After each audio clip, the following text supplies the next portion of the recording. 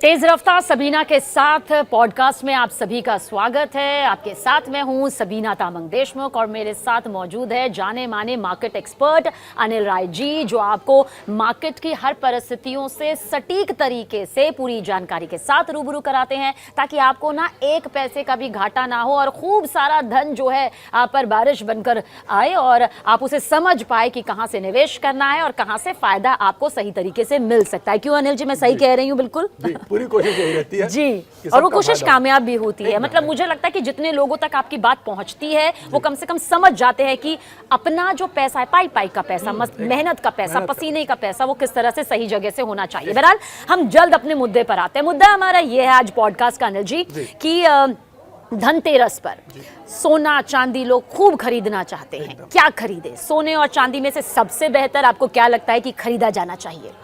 देखिए, सोने और चांदी में खरीदना तो दोनों ही चाहिए। अच्छा। हाँ, लेकिन अभी जिस तरीके की बेतहाशा वृद्धि हुई है उनके मूल्यों में, तो उसमें थोड़ा सा ये ध्यान रखना है कि आप एग्रेसिव होकर के अभी ना खरीदें, क्योंकि आने वाले समय में हो सकता है कि थोड़ी सी एक प्राइस में गिरावट आ सकती है। अगर थोड़ा सा सिचुएशन कूल ऑफ होता है तो थोड़ा रुक करके खरीदें। एकदम एक मुश्त जोश में आकर के ना खरीदें।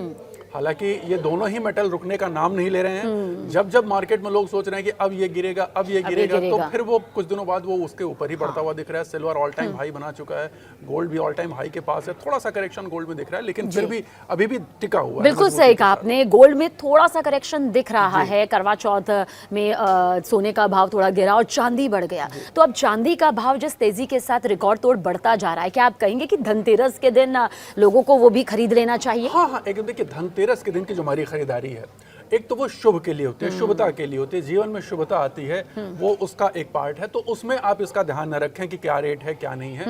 सोने और चांदी की जो खरीदारी है धनतेरस वाली, वो शुभता के लिए है। तो वो आपके जीवन के लिए गुड लक लेके आता है। एक पार्ट उसके लिए खरीदें। अगर लंबे निवेश के लिए खरीदना हो तो आप पार्ट करके लगातार खरीद सकते हैं, उसमें कोई दिक्कत की बात नहीं है। आने वाले समय में ये दोनों यहाँ से ऊपर ही मिलेंगे। अनिल जी, आपको लगता है कि धनतेरस के दिन अगर आप दुकानों में जाकर, ज्वेलरी शोरूम में जाकर सोना और चांदी नहीं खरीद सकते हैं, तो डिजिटल गोल्ड भी धनतेरस के दिन खरीदा जा सकता है? एकदम, ये सबसे बढ़िया तरीका है सोना खरीदने का।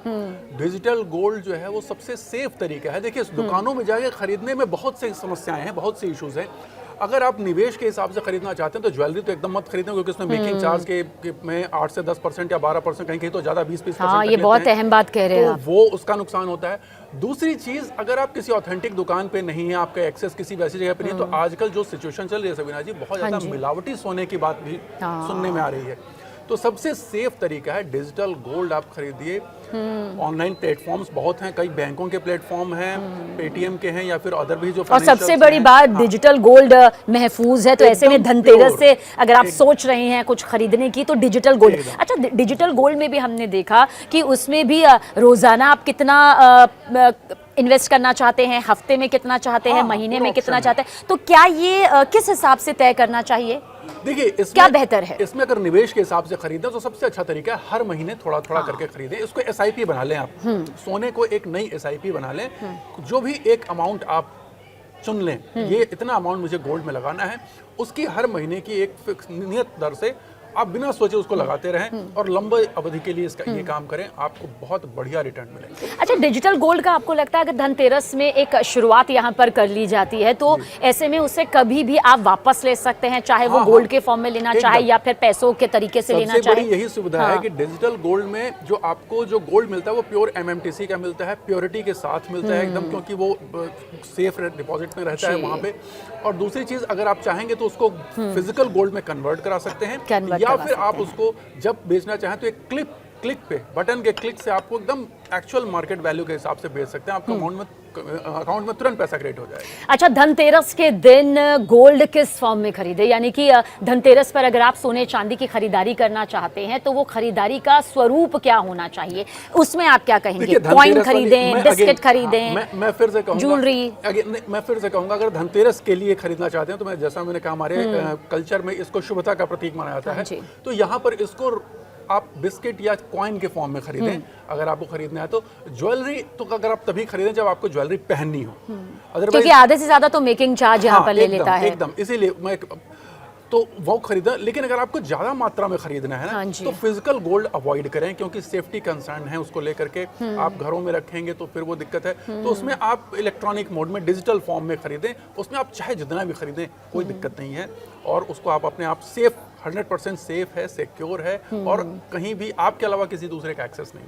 और धनतेरस के दिन, क्योंकि हम कह रहे हैं बार बार लोग सोना चांदी ये खरीदना चाहते हैं, इसके अलावा आपको लगता है कि धनतेरस का दिन शेयर मार्केट में भी निवेश का एक बेहतरीन दिन रह सकता है? एकदम होता है, धनतेरस के दिन भी होता है। और मैं एक चीज और कहूंगा सबीना जी, मेरे ख्याल से दर्शकों को पता होगा जो शेयर मार्केट से डील करते हैं, दिवाली के दिन एक मुहूर्त ट्रेडिंग होती है। दिवाली के दिन वैसे तो मार्केट बंद होता है, लेकिन 1 घंटे के लिए बाजार खुलता है। अच्छा, ठीक है, वो हाँ, ये तो मालूम है मुझे। हाँ, लेकिन वो मुहूर्त के हिसाब से ट्रेडिंग उसको बोलते हैं, मुहूर्त ट्रेडिंग। तो दिवाली वाले दिन जरूर आप भले थोड़ा ही खरीदें, लेकिन उसको लंबी अवधि के लिए खरीदें, दिवाली से दिवाली के लिए खरीदें उसको। ये नहीं कि आज खरीदो और बेच दें, ये भी एक शुभता के लिए। और वो 1 घंटा कब का होता है? क्या ये पहला से अनाउंस हो जाता है? ये NSE और जो है एक्सचेंजेस डिसाइड करते हैं और वो टाइम बताते हैं।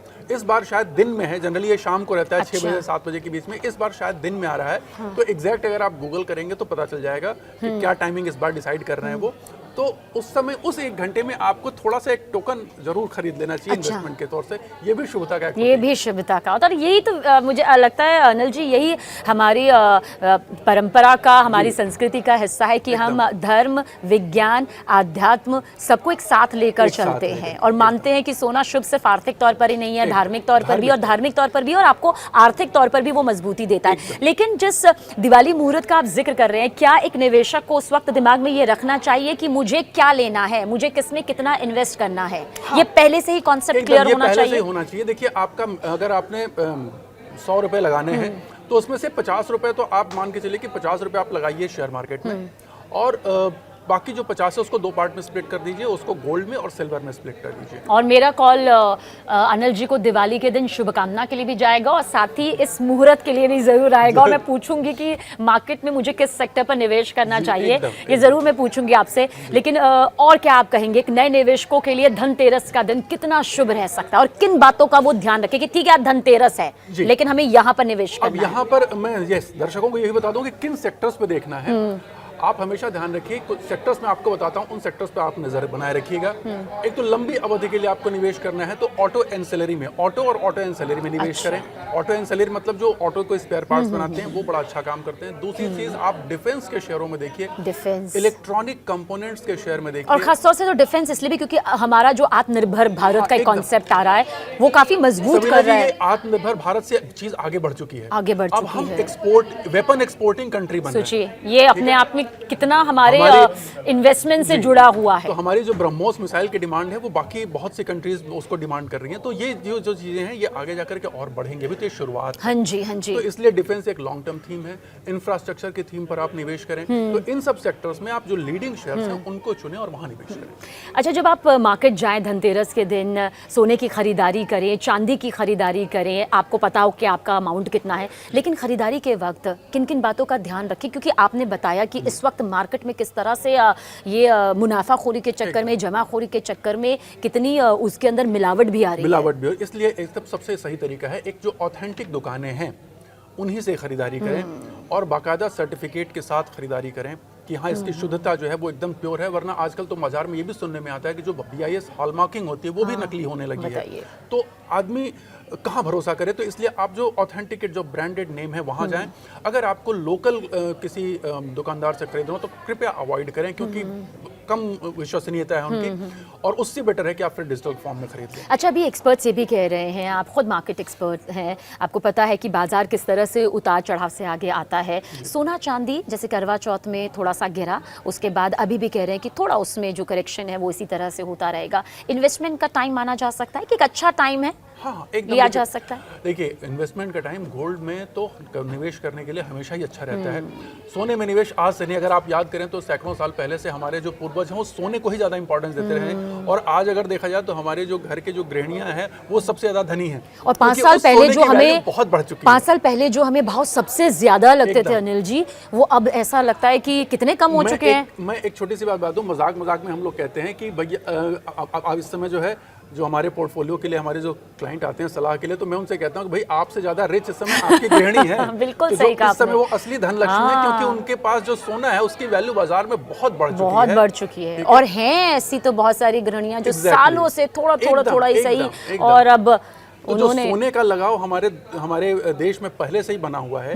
और अभी एक विदेशी संस्था है जिसकी रिपोर्ट आई है कि हमारे जीडीपी का लगभग 80% सोना हमारे हाउस होल्ड में पड़ा हुआ है। हाँ जी। तो सोचिए कितना बड़ा अमाउंट हमारे हाउस होल्ड, और ये बहुत बड़ी प्रूडेंस है कि ये जो है यही चीज हमारे स्टेबिलिटी को, इकोनॉमिक स्टेबिलिटी को बचा के रखती है। अनिल जी, बहुत सारी रिपोर्ट्स अब ऐसी आ चुकी हैं जिसमें कहा गया है कि एक वक्त ऐसा आ सकता है या आएगा जब सब कुछ क्रैश हो जाएगा, लेकिन सोना सबसे ज्यादा महफूज रहेगा या आपके भविष्य के साथ रहेगा। देखिए, सोने की डिमांड और उसकी प्राइस बढ़ ही इसीलिए रही है कि दुनिया में जो अनिश्चितता और अस्थिरता का दौर शुरू हुआ है, इस पर और किसी चीज पर भरोसा नहीं रह गया। ना तो लोगों को स्टॉक मार्केट पर उतना भरोसा रह गया, ना ही लोगों को करेंसी पे उतना भरोसा रह गया, स्पेशली जो फिएट करेंसी डॉलर है उस पर उतना भरोसा नहीं रह गया।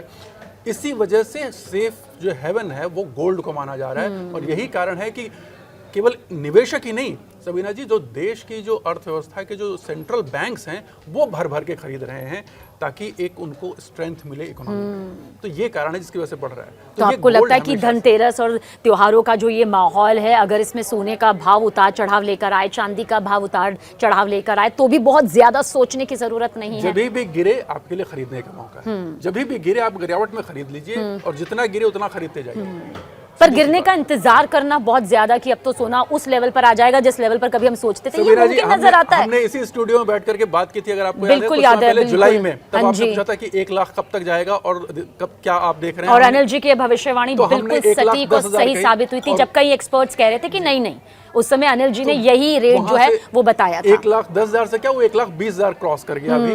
तो अगर हम वेट करते रहेंगे कि अब गिरे तो शायद हम बहुत कुछ मिस कर जाएंगे। तो ये धनतेरस पर आप क्या खरीद सकते हैं, क्या नहीं खरीद सकते हैं, ये अपने आप में देखिए, ये आपकी इच्छा पर हो सकता है। लेकिन सबसे ज्यादा जरूरी ये है कि आप जो खरीदें, आपका जो निवेश हो, वो निवेश आपके लिए, आपके परिवार के भविष्य को यहाँ पर मजबूती दे। जाते जाते एक आखिरी सवाल आपसे अनिल जी यही पूछना चाहेंगे। त्योहारों का माहौल है, धनतेरस है, फिर दिवाली है, सोने और चांदी को लेकर आप कौन सी वो 2 से 3 बातें यहाँ पर हमारे लाखों करोड़ों दर्शकों को बताना चाहेंगे जो आपको लगता है बहुत ज़रूरी है कि आप सोने चांदी को पहले समझ लीजिए खरीदने से पहले? देखिए, सोने चांदी में सबसे ज़्यादा समझने की चीज़ ये है, एक तो आप ध्यान रखें, आप निवेश के लिए खरीद रहे हैं या कंजम्पशन के लिए खरीद रहे हैं, 2 बातें दिमाग में क्लियर रखिए। अगर आप कंजम्पशन के लिए खरीद रहे हैं तो उसका तरीका अलग है, और निवेश के लिए खरीद रहे हैं तो उसका तरीका अलग है। निवेश के लिए आपको अगेन मैं फिर सलाह दूंगा कि फिजिकल फॉर्म से बेटर है आप डिजिटल फॉर्म में खरीदें। और अगर फिजिकल फॉर्म में खरीद रहे हैं तो किसी भी लोकल जगह से ना खरीदें। इस समय जो रेट इतने बढ़े हुए हैं तो बहुत ढेर सारी खबरें आ रही हैं मिलावट की और फोर्जरी की, उससे ज़रूर बचें। जो आपके गली नुक्कड़ के दुकानें हैं वहां से खरीदने से बचें, क्योंकि बाद में फिर आपको बहुत बड़ा नुकसान हो सकता है उसमें। बहुत बहुत शुक्रिया, बहुत शुक्रिया, क्योंकि धनतेरस आप पर धन की बरसात करे, ना सिर्फ मौजूदा वक्त में जब आप खरीद रहे हैं बल्कि आने वाले भविष्य में ये आपके लिए सबसे सुरक्षित हो। इससे बेहतर टिप्स आपको और कहाँ मिल सकती है। तो तेज रफ्तार सबीना के साथ में इस पॉडकास्ट में इतना ही, लेकिन अनिल जी से आगे भी मुलाकात होती रहेगी क्योंकि बात यहाँ पर आपके सुरक्षित और धनवान बनाने वाले भविष्य की है।